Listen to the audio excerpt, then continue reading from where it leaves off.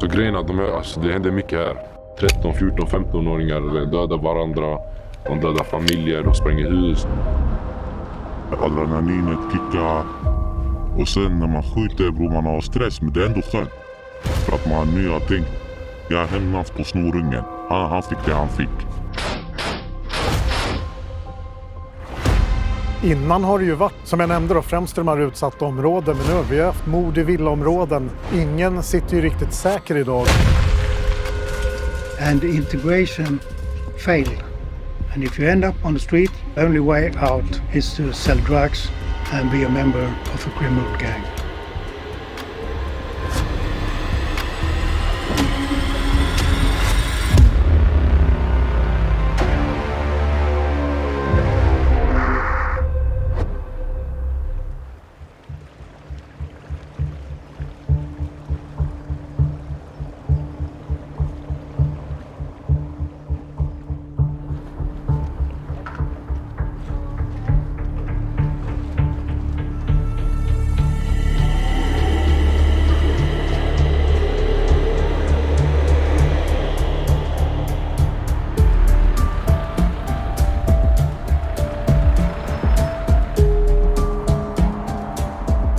Så att det har blivit helt sjukt, ska jag säga. Samtidigt normaliseras man även med det. Jag blir inte förvånad, men nästan varje morgon när jag vaknar upp och tittar i telefonen så är det ny sprängning, ny skjutning. Igår var det någon som sköts ihjäl i Jönköping. Det här grova våldet, det har ju funnits i många år, men det var väl kanske 2-3 senaste åren här. Och framförallt var det väl runt förra vintern här eskalerade nog helt enormt. Här i Sverige har vi ju en väldigt svår situation och haft i flera år med grova gängvåldet. Skjutningar, sprängningar, man går till och med på anhöriga till gängkriminella. Det har varit ett flertal mord, dubbelmord, helt oskyldiga människor, ibland för att man bara haft samma efternamn.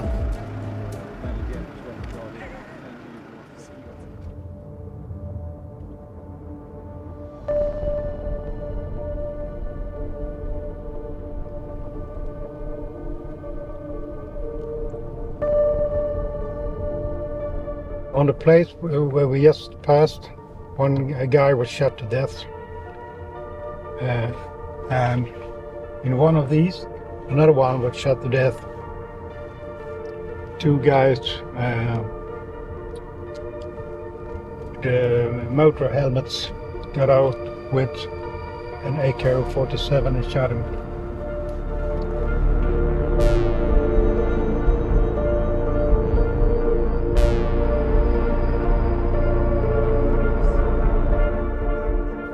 When it started put bombs around our city, we were very surprised.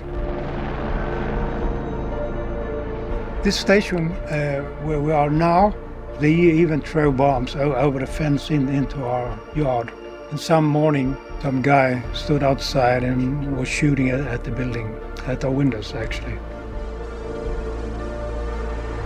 We had increasing immigration, mostly from the Middle East, and the integration failed.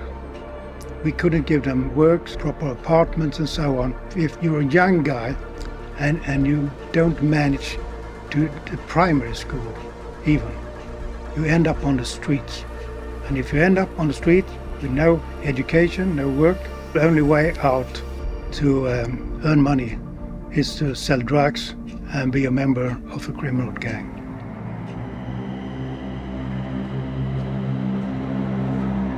We never thought we were included, you know. We never thought we were a part of this society. They didn't want us to integrate with the Swedish people. They put us in a corner here and we take the lowest possible jobs, either that or we start with the criminal activities. I've been active in this life for about 10 years now. The times has changed a lot, so I don't recognize this type of life. It has been more and more gore and more hardcore. If you live this life, you have to be ready, or maybe you're gonna get shot, get killed.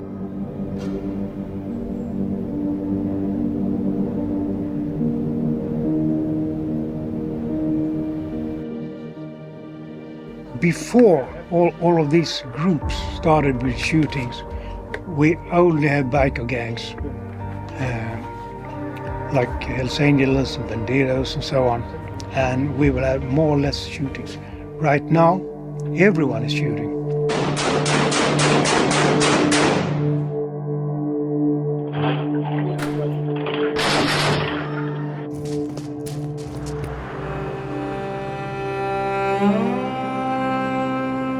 It's always been the bigger MC gangs that always control and distribute the local areas. Come into the area slowly by slowly, give them the drugs, give them the merchandises, and then the ones that live in these areas either choose to take it and help them sell it, and then yeah, shit starts like when people have a lot of money and a lot of status. From out of nowhere, you see people killing 3, 4 different kind of men without getting caught. When we saw that, okay, the police have they took away their hands from the problem, more and more stuff like that start to happen in Sweden. Killing between each other, and the guys who killed the bigger bosses, or let's say the ones that controlled the area, just got 3 years in prison and they came out again. And they didn't intervene because, like, 2 dead Somalis, who cares about that, you know?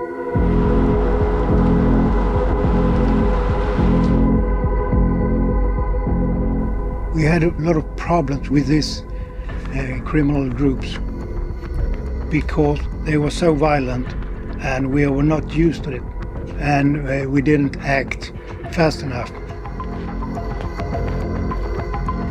Vi har ju uppenbarligen enormt stort problem med vapentillgången i Sverige. Och som vi ser det här året så har det varit fler sprängningar än tidigare. Nej, men många av de här explosionerna har inte varit handgranater, så har det varit hemgjorda bomber, ibland brandbomber, men också så kallade termosbomber då. Där man har använt allt från kastruller till termosar med sprängmedel i, apterare med sprängpatron och utlöser på olika sätt då. Och ibland har det väl nästan varit med fara för de som förmodligen har gjort det.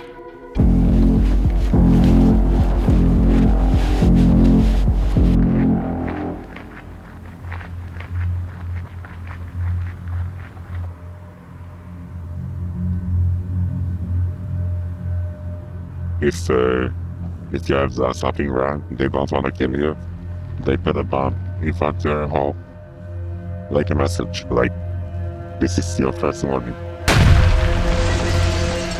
The next time it's one more bombs, then they shoot. It started when I was like 11, 12 years old. People ask me if you want to make money from it, and if you say yes, like I said yes, I started like dealing hashish. When you go over to people, then it just continues. 500 grams. I have always been interested in explosives and this thing, so it was it was nothing special to it. We started looking into videos on YouTube and these things, and then you can see in reality like your friends, you see how they do the explosives, and then you do the same. We buy explosive dough and press it inside. On top we put a stuffing from the inside out, and when it's time to use it, you pull this and you light. If it explodes, it can destroy one entire house.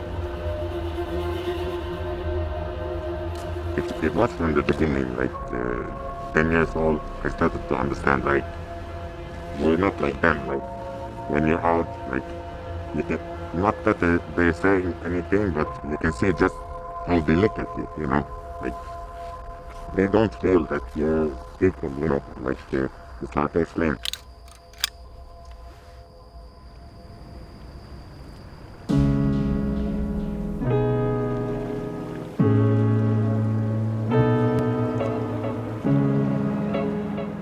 Ja, just nu vi står på bron som är vid campus här i Helsingborg, och jag skulle ändå säga att det här är mittpunkten av Helsingborg.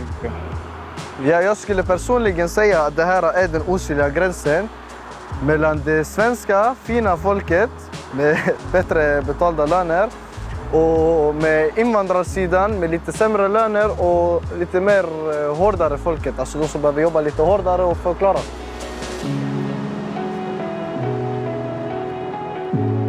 Ett exempel jag kan dra för det är faktiskt när jag gick i 5:e klass och jag minns att jag kom in på en SO-lektion och när jag öppnar klassrummet så ser jag att högra sidan av klassrummet så är alla svenskar fått sina platser där medan den vänstra sidan det var bara utländska. Bara där har man ju redan gjort en stor mix mellan att man visar barnen i ung ålder att ni är på den sidan och ni är på den sidan. Där man bygger redan sin aggression redan i tidig ålder när man är från ett sånt här område. Redan i ung ålder så börjar du känna på utanförskapet. Du bygger aggressionen. Varför kan inte jag få accepteras? Varför ska jag alltid lämnas utanför? Varför ska det alltid vara jag som är utanför? Och tyvärr, för många av de flesta killarna härifrån skulle jag nog säga att när man väl känner på det utanförskapet och man inte har mycket annat att välja, om skolan redan då ger dig utanförskap, och skolan är ju egentligen allt. Vad mer har du? Alla kan inte bli Zlatan, men nästan alla kan bli den största kriminella här i området.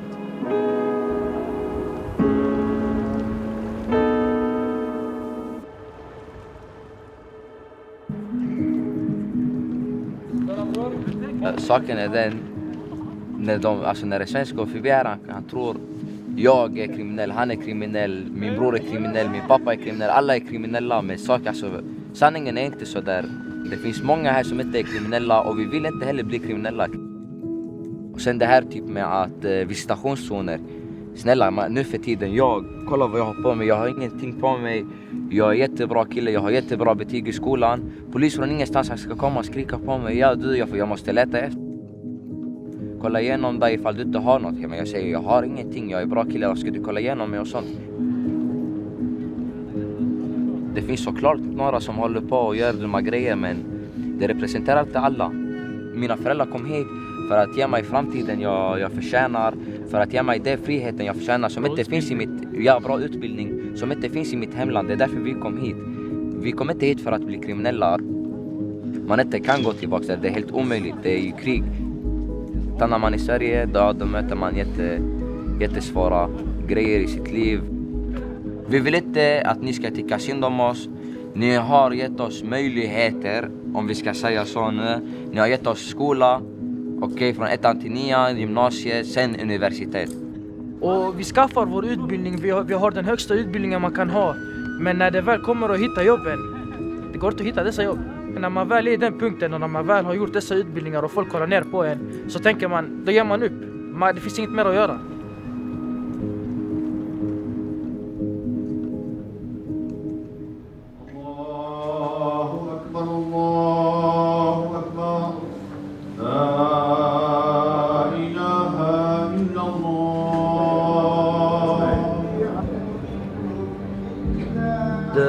I'm trying to do something good for the community, for kind of activist or a leader for communication between the Swedish citizens with foreign background and the authorities of Sweden to make the integration,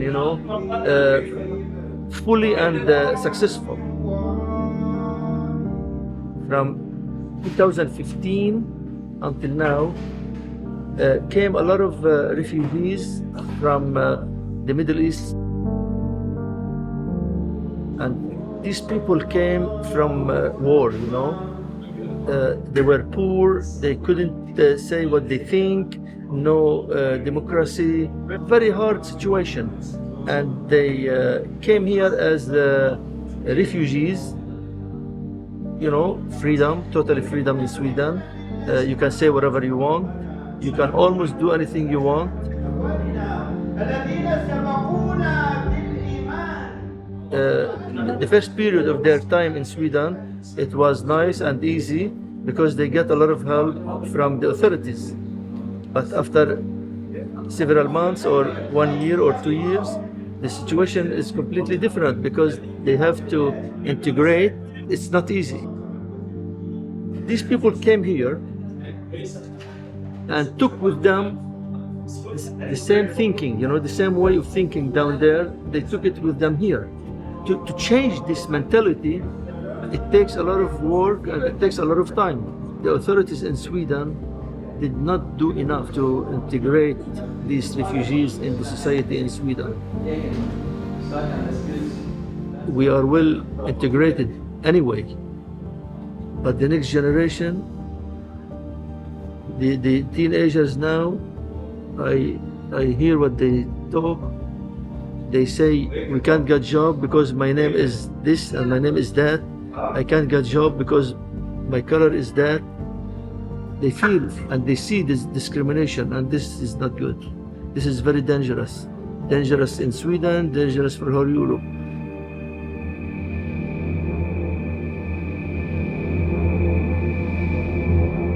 I started this business, I started with green, and then later on when I go to cocaine and stuff, my clients totally changed from like the low class people to very, very high-end clients. And we started to notice first Swedish artists and Swedish actors, and later on that Swedish actor knew a guy in the political party somewhere in the parliament, and soon I had like 4 or 5 clients working in the Swedish government.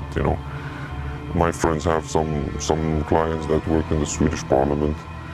We have some clients that work in the Swedish TVs, the news outlets, like SVT, TV4. Yeah, so it's a little bit hypocrisy, because they always talk shit about us, that we are the reason of these wars and the selling and stuff. But they are the ones that give us the money to do that. When we get a Swedish client, it's like a jackpot.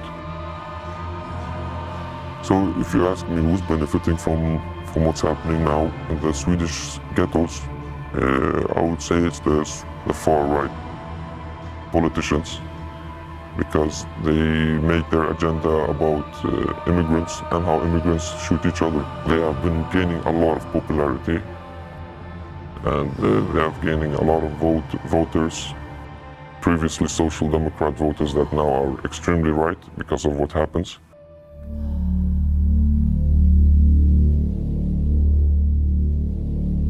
Så när polisen väl kommer hit så vet de ju om att de kommer inte hitta Kalle Johansson med en joint i munnen. Nej, de kommer hitta Mohammed Ahmed där med en joint i munnen. Tyvärr är det ju så. Men åker man upp till de lite finare områdena, då kanske man hittar Karl Johansson med lite kokain i handen. Men nej, då släpper vi han fri, va? Visst, jag ska inte ljuga och säga att ingen här är kriminell, ingen här är felfri. Alla gör sina misstag. Jag själv har gjort mina misstag från att jag var 13 år gammal. Men helt ärligt, ska man stämpla någon för att han var 13 år och gjorde ett misstag? Svårt som vi har det, och det blir ännu svårare när vi väl får våra register. Det är hur många ungdomar som har register och så, men jag skulle ändå säga att de flesta får sitt register, och registren här oftast, vad jag vet, brukar ändå ligga runt narkotikabrott. Det brukar inte vara så mycket, alltså för ungdomar då, det brukar inte vara så mycket vapen och mordförsök och, nej, det är mer narkotika. Det är synd, det är bara ett misstag de har begått, och det är det jag menar. Ska man stämpla en människa på grund av ett misstag? Förtjänar inte alla en andra chans?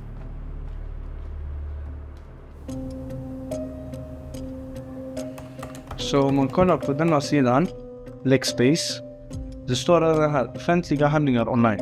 Ja, det betyder att jag kan hitta vem som helst som är dömd för ett brott här. Och betalar jag en liten summa så får jag även ut deras dom. Här, om vi tar mitt egna namn för exempel. Faktiskt, jag fick inte ut mig själv. När jag är född, vilka jag bor med, min adress, mitt lägenhetsnummer, min varning, vilken dörr som är min, hur många andra som bor hos mig, hur många andra som vill dela trappuppgång som mig. Om jag någonsin har blivit dömd kan du hitta via detta, vilka fordon jag kör kan du hitta via detta, du kan hitta, allt kan du hitta här. Så att begå mord i Sverige är väl jävligt enkelt, skulle jag säga. Alltså att ta reda på en person är jävligt enkelt, det är inte så svårt. Det är bara att sitta och skriva ner.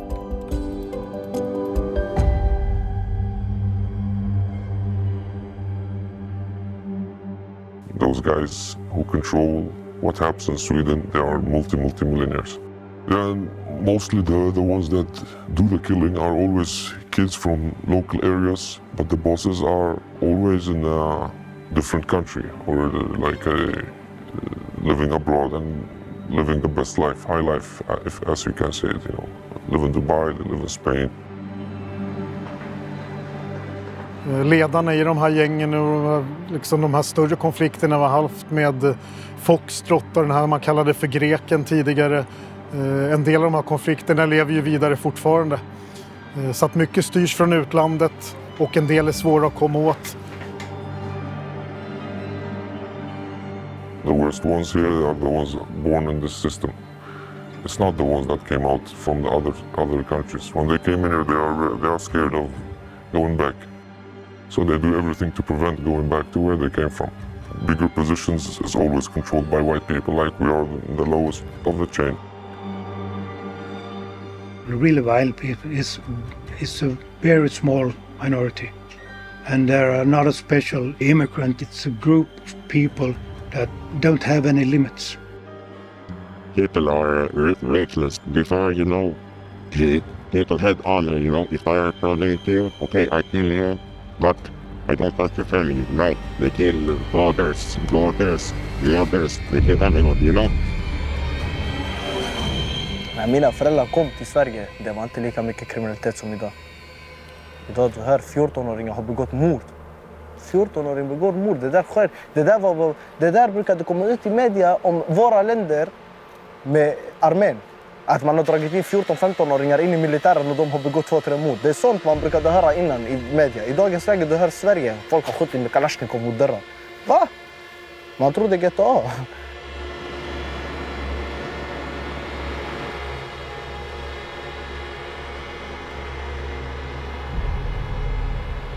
Ja, men tystnadskulturen i vårt land, framförallt i våra utsatta områden där mycket av våldet sker och där de flesta av våra kriminella nätverk huserar helt enkelt. Det är ju fortsatt. Många vågar inte prata med polisen, men jag tycker ändå vi börjar nå någonstans och det är också lagstiftningar på gång. Man pratar om anonyma vittnen. Sen får vi se hur väl det slår ut.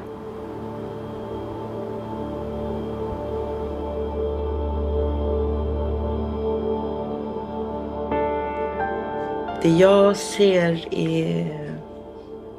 i Sverige, det mördas så många barn, ungdomar, män. Men det pratas aldrig öppet om det. Det är någon slags tabu och jag vill och önskar att alla ska kunna prata om.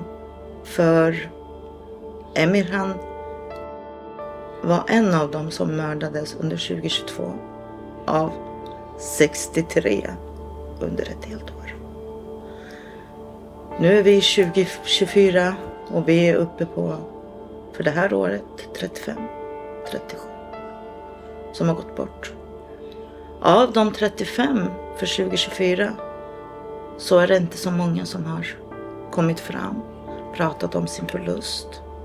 Ju fler som pratar, desto mer kan politikerna höra oss. Och hitta sätt att hantera dels sorgen och dels att vi får rättvisa. För jag vill ha min rättvisa.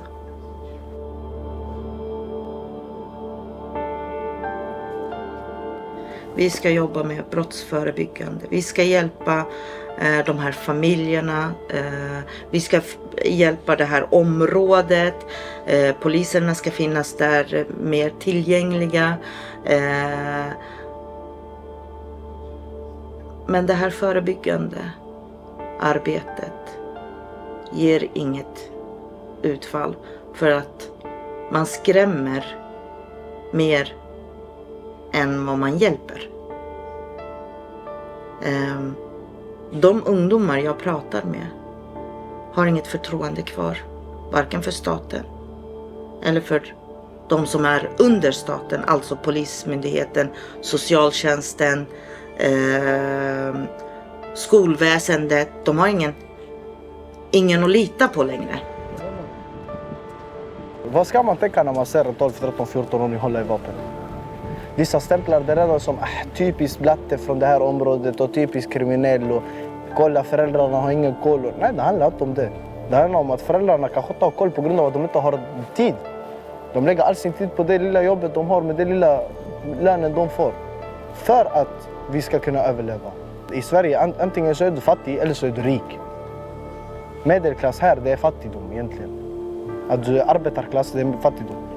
Sen har du rik, då snackar vi vd på Volvo, aktier i Ikea och farsan äger 4-5 företag.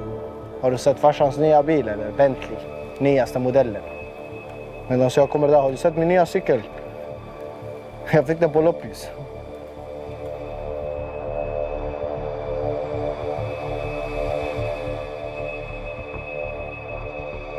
Innan har det ju varit, som jag nämnde då, främst de här utsatta områden. Men nu har vi haft mord i villaområden, det sprängs i villaområden. Så att ingen sitter ju riktigt säker idag, utan alla drabbas av det här helt hänsynslösa våldet emellanåt. It's gone way too far now. It's very far. A lot of blood has been spilled. People are not forgetting that their brother got killed or their cousin got killed or their best friend got killed. And this time I can't blame the Swedish usual Svensson that just look at the news and say fuck, Sweden is a bad place. I agree with them. Sweden is a very bad place.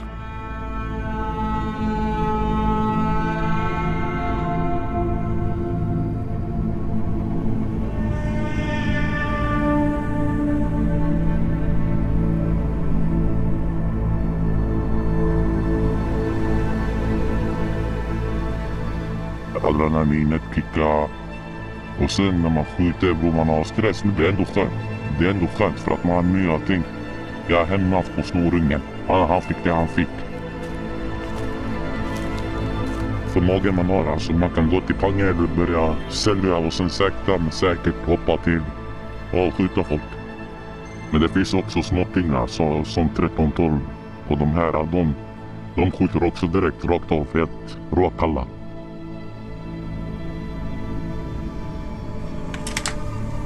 Now we can condemn even young kids from 15 and up. We didn't do that before. But now they're sending 14 years killers around the streets. That's even more terrifying. And they are not prepared to do that. They're not good enough. And in worst case scenario, they're even shooting innocent people.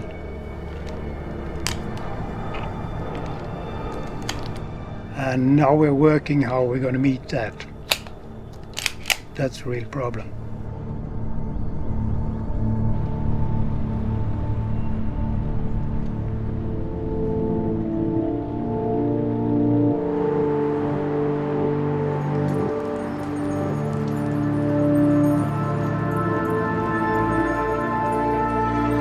Åtta, 10, 11-åringar emellanåt som hjälper till. Hålla vakt, man kanske förvarar vapen, narkotika, håller utkik i områdena och varnar för när polisen kommer in. Så att oftast vet de vet alltid att vi är här innan vi är här till och med.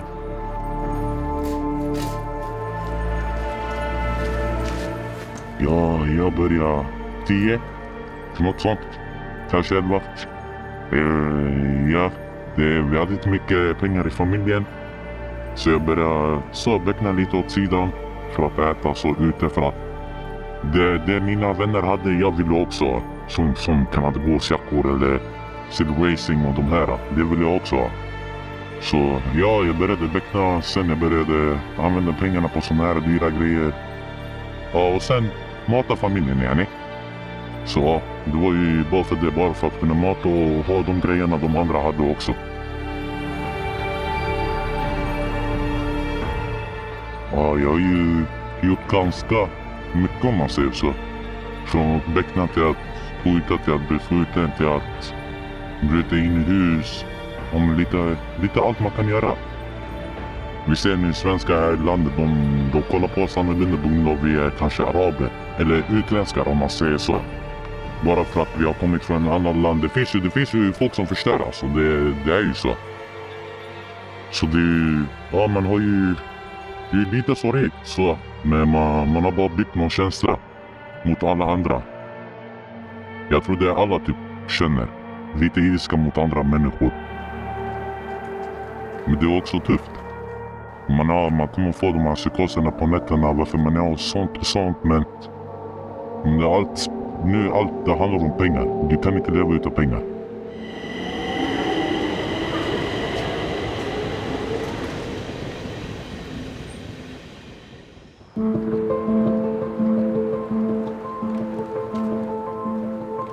We have different ages from 15 up. Most of us are of the age like 15 to 19. There are mostly Arabs here, and there is some Swedish people here. Yes, everything starts when you're young. Many teachers don't give us many attention and don't like us. And even if I get good grades, we are left out. We don't see the good in us. In the white people, they can have what they want. Their parents can afford everything and buy them everything. In other areas, where the white people is, you have many opportunities. You can be what you want. Here, you cannot be what you want. We try to make money in the streets. It makes me upset. It shouldn't be like this. It should be like one. We should be like one.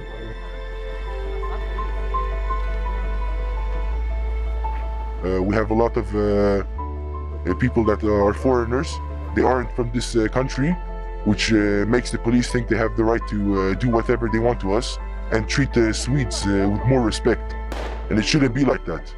Everyone should be treated with the same type of respect, and if it's not like that, then they can fuck off. They don't do their job right. They treat us with disrespect and violence, and we're gonna treat them with the same thing. Violence and disrespect.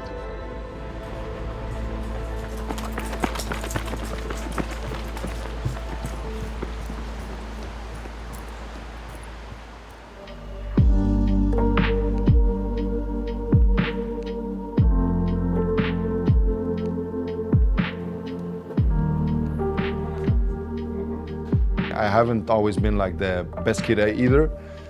But when I was around 20 years old, I got introduced to martial arts. Thinking back, my teacher must have been so tired of me because I never like shut up. But I had so much energy and just needed a place to channel it. And martial arts became that place for me. That's why I introduced martial arts primarily to these kids.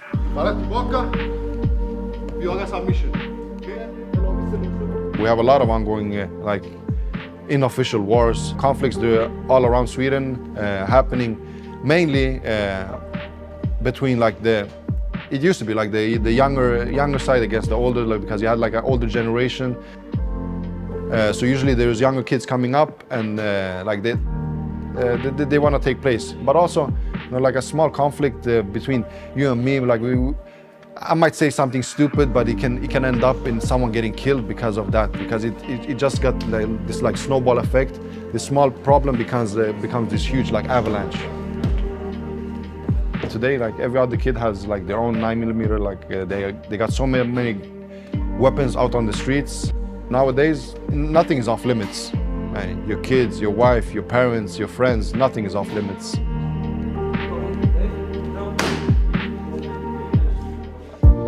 We wanted to build a place we felt we needed when we grew up. So a place where you feel safe, a place where you can go and talk to adults that you can trust. And in that process, we built Området, where we offer everything from training to study help. We're building our study part, where we help kids with their homework.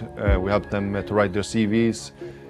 We have this project where we help kids take their driving license. We try to just be present and give them discipline. We try to build their character. So we're working with every individual differently, but we just try to listen to them and listen to their needs. What do they want? Someone might need help with their school work. Some might need work. Some might want to chase their music ambitions. Some wants to train. So a lot of them come here for the martial arts, but they stay for something else. So it's either you want to work preemptively with the problem or you wait for it to burn and then you throw like resources on it.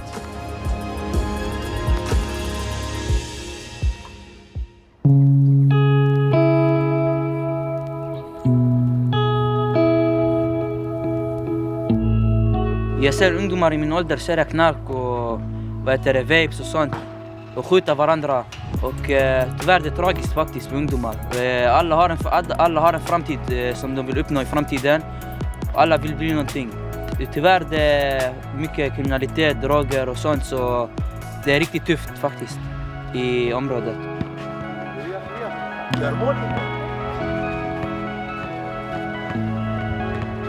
Ja, och sen ibland när man ska gå ut spela fotboll med vänner. Man vet inte, kanske det blir någon skjutning och man dör, man vet inte. Man måste vara tuff, så man måste klara sig.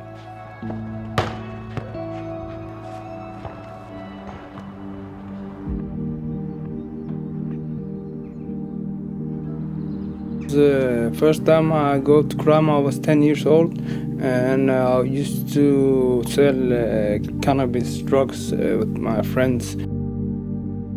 Something in my heart used to always say to me, this is wrong. You're giving something to somebody, you're gonna fuck up his life, you're gonna make him get addicted and stuff. You know, I used to be angry about the system and even to take place, you know, I'm black, I'm Muslim. I always have all odds against me.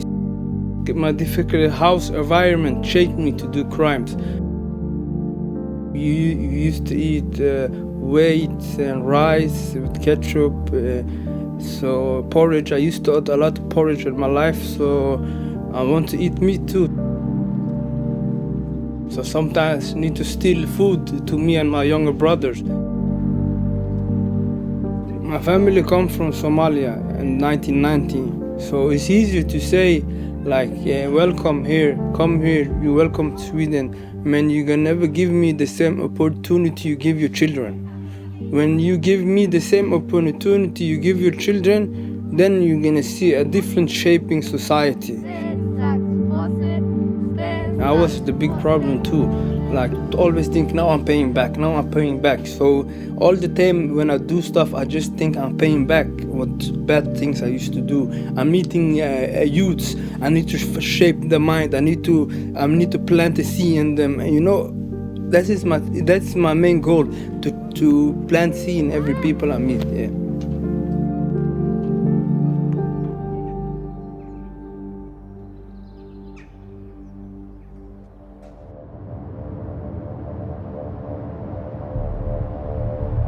Nu sker ju i princip allt via telefoner, smartphones, de här olika chattar. Man lägger ut beställningsuppdrag. Man kan få unga att skjuta mot en dörr för 10 000 och man står i kö. Jag har ju många exempel på 14-åringar som leder och lägger ut uppdrag i sådana chattar. Telegram, signal. Bara äldre som står ute utanför Ica som frågar om vill du väckna eller vill du skjuta. Det finns allt på interneten, ute på gatan, det finns överallt. Det är lika enkelt som att gå och dricka vatten från kranen. Så enkelt är det nu. Priset på huvudet beror på hur mycket man har på huvudet. Det finns ju folk som har 1 500 000. Eller bara för att få tag i personen 200 000. Det finns någon för 10 miljoner på sitt huvud, 5 miljoner, 2,3 och så det är höga, alltså det är miljoner uppåt. Men det minsta kan komma ut till 500 lax eller 200 lax bara för att få tag på personen och lämna över honom. Så det är höga priser man får. The young people are getting used as assassins because they know, even the bosses know, okay, if you do a killing, you're just gonna get 3-4 years, and when you come out, I'm gonna give you so much money and so much credit, and you're gonna be a part of us.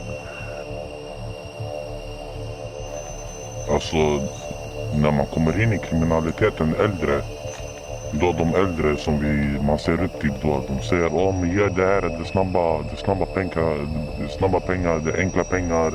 Du kommer få max 6-12 månader beror på vad du gör. Ja, man blir lite hjärntvättad av äldre om man säger så. Så man har inte konsekvenstanken då när man är liten, då man gör allting för pengarna.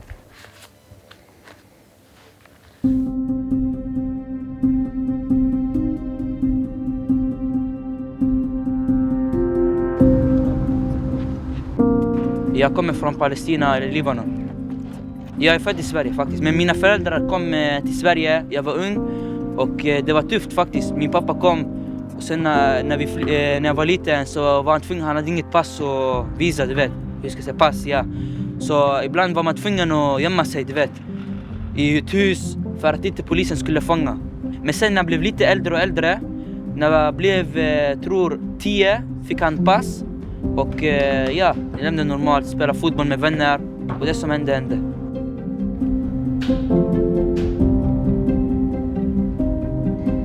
Mycket problem, mycket knark, mycket kriminalitet.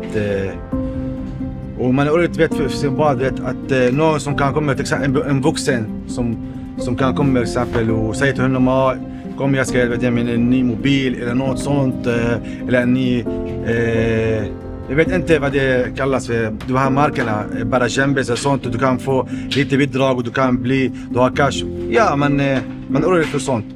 Ja, det tycker jag. Men så länge man har bra relation med sin son, det viktigaste, man ska inte behandla honom, man ska inte behandla sin barn som alltså som barn.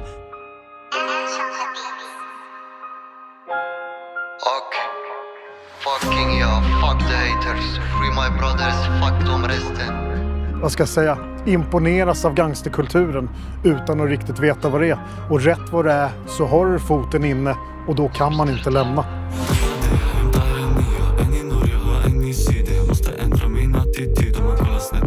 I never seen gangster rappers have so much attention on them as before. And those artists don't sing about making world peace. They always sing about if you come to my area and you hang with the wrong fella, you're gonna get shot. Kazis har fraktats direkt från Spain. Sluta snacka skit, man är god skämt. Spela inte speciell, hela ligan är rebells. Now the killing doesn't even handle about money or territory or distributing or controlling an area. Before it was like that. If you're gonna kill or take somebody or like you want to go there and sell your merchandise, you have to take away the old sellers first. But now today it can be over a TikTok like video. We have lost control now of who's gonna kill who and who's gonna make charges and who's making the decisions. Det är vi som har fuckat generationen genom alla år.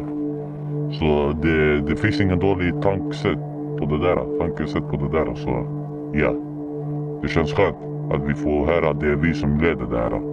Det är vi som skjuter och vi är galna när det gäller det här.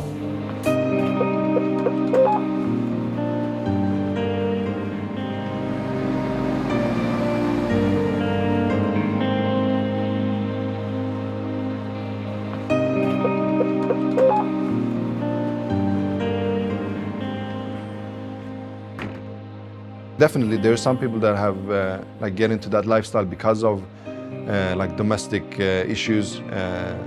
They might not have parents that have good jobs, or they have plenty, like 3-4 jobs. They're never home. So there's a lot of like social aspects to it. Definitely, they say it takes a village to raise a kid. Definitely, but there's a different side to that coin as well. Like if the young people don't feel part of that village, they will burn it down to feel its warmth. And that sort of resonated with me. Like the generation that I used to work with 6, 7, 8 years ago, the ones that we originally wanted to build this place for, some of them are in prison, some of them are in different like youth centers. We have two of them getting shot and killed in the deadly violence.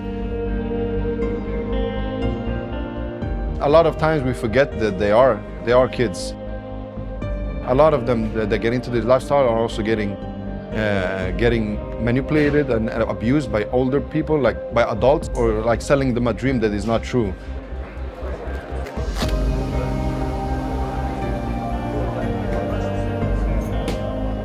So I have the unique situation, like if a conflict would come up, I can step in and I can try to mediate and I can try to de-escalate the situation before it blows up and becomes something that is not necessary.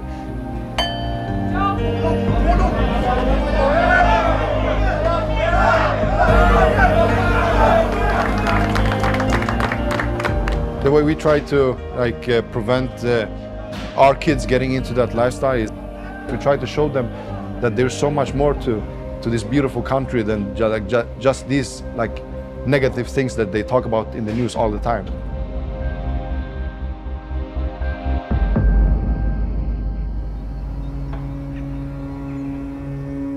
We are helping people defecting from the criminal groups. We are talking to them, we're giving them a message. And the message is actually 3 parts. The first one is, we don't want you to die. And we don't want you to kill anyone. The second message is, if you or anyone in your group shoot, blow something up or kill someone, it will have consequences for all of your group. We will focus every police resource in Malmö will focus on your group 24/7. And the third message is, if you want to live a criminal life, we will do everything we can to help you to do that. And that has been successful. A lot of these guys are tired of shootings and killings, and they want a normal life. Now we got some years to think about it and work about it. We're not fine, but we are better. Vi har en väldigt välfungerande avhopparverksamhet. Den går ju rikta sig främst kanske mot lite äldre som har varit inne ett tag. Sen försöker vi få de här yngre och inte hamna in överhuvudtaget. Men är man väl inne, då känner de också till det enorma våldskapital som de här nätverken sitter på. Och du lämnar liksom inte, utan då är det att försvinna helt och lämna Stockholm, placeras någon annanstans i Sverige. Man lämnar inte så i någon form av good standing, utan det är kanske 1, 2 av 10 som man i slutändan lyckas med avhopparna så att säga.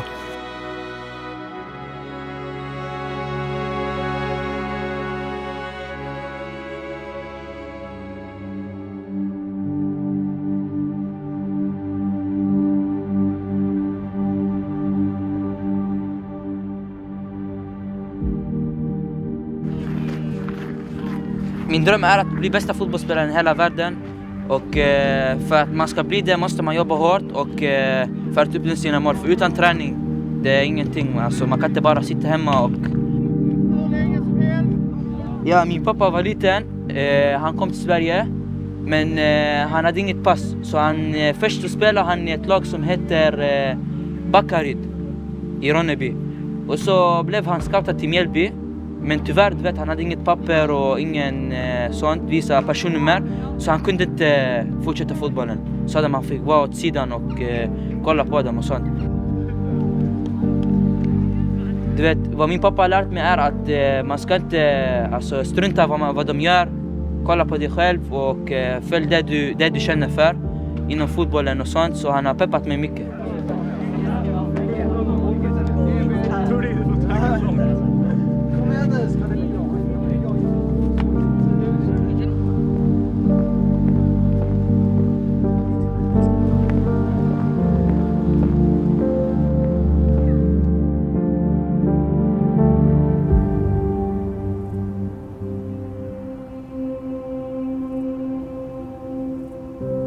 Min framtid här i Sverige är antagligen död. Eller sitta inne. Eller så har jag flytt från landet på grund av någonting. Eller har jag stärkat jävligt mycket pengar för att fly från landet.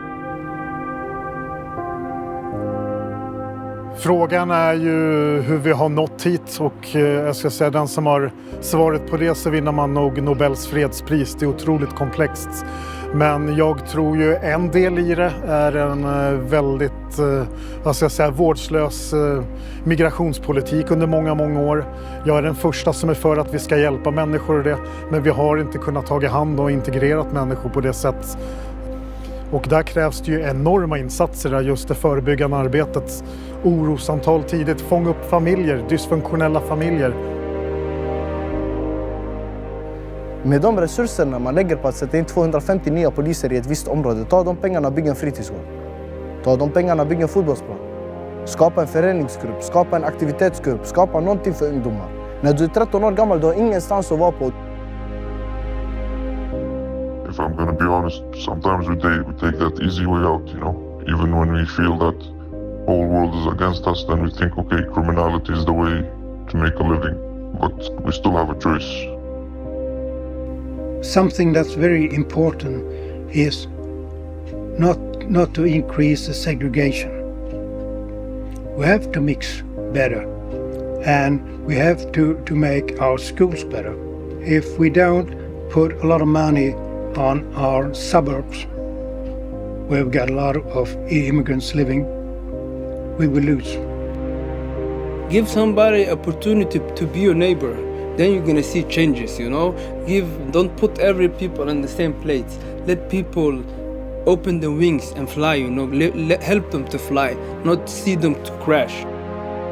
We must find the good in the land, because if we really try, we can find. It's maybe tougher for us, it's maybe a little bit harder for us, but there are opportunities, and I really hope everybody takes advantage of that someday.